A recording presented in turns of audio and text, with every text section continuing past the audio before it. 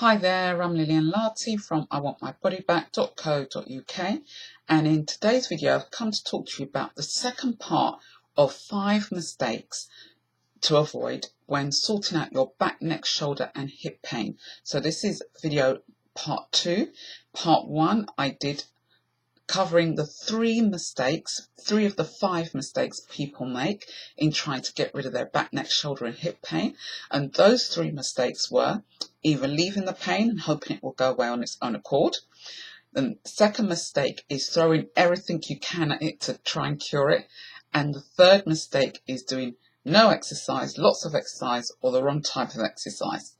So in this video I'm going to cover the last 2 of 5 mistakes people make trying to get rid of or trying to avoid when sorting out their back, neck, shoulder and hip pain. So mistake number 4 is doing the same thing for months or even years and the problem is still the same or it's worse. Now, it's not uncommon for me to come across people who have been using a certain method to try and deal with their back, neck, shoulder and hip pain. A classic example is one lady who I saw years ago, and when she came to see me, she'd been seeing a chiropractor for 2 years. I'm sure it was even more than 2 years, but she'd been seeing this chiropractor every week.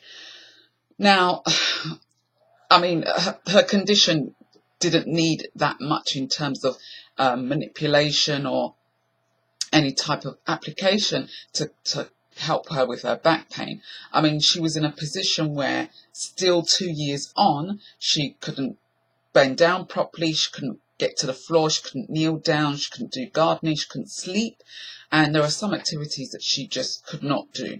So she came to see me, and within a few sessions managed to get her moving again, managed to help her, show her how to go down on the floor safely and get back up safely, which meant now that she was able to get better sleep, she was able to do her gardening, which she hadn't been able to do for a while, and she was able to do other activities, which she was like, oh my goodness, Leon, I'm able to do A, B and C. And I was like, yes, great. So normally I set a benchmark of around, if you're going to see a professional, I give a benchmark of around 6 sessions. That's me personally, and that's the way I work with my clients. If within those 6 sessions there is no marked improvement or there's no shift in the pain, then it's time to try a different method.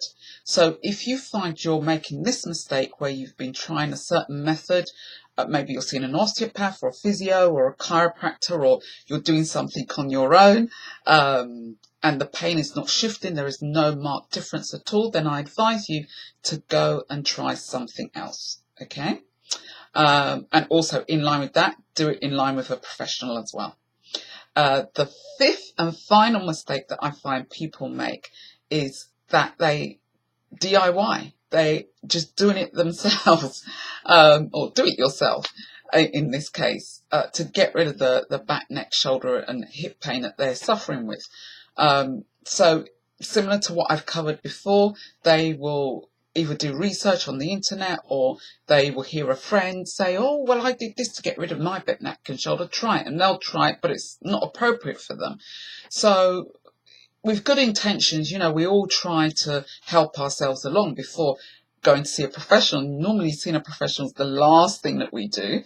In fact, it should be one of the first things that we do. Yes, by all means, you know, do what you can. But, you know, if after a couple of days or within a week that pain is not gone, then definitely it's time to go and see a professional, maybe an osteopath, a chiropractor, a physiotherapist, or a remedial massage therapist, somebody who knows and has experience in dealing with back, neck, shoulder or hip pain. So those are the 5 mistakes to avoid when trying to sort out your back, neck, shoulder and hip pain, okay? This is what my clients do. They go and see a professional or they come and see myself. This is what I do if I get any back, neck and shoulder pains that I can't shift myself. I will go and see my physio or my osteopath or chiropractor. So, you know, I advise you to do the same. Let me know how you get on.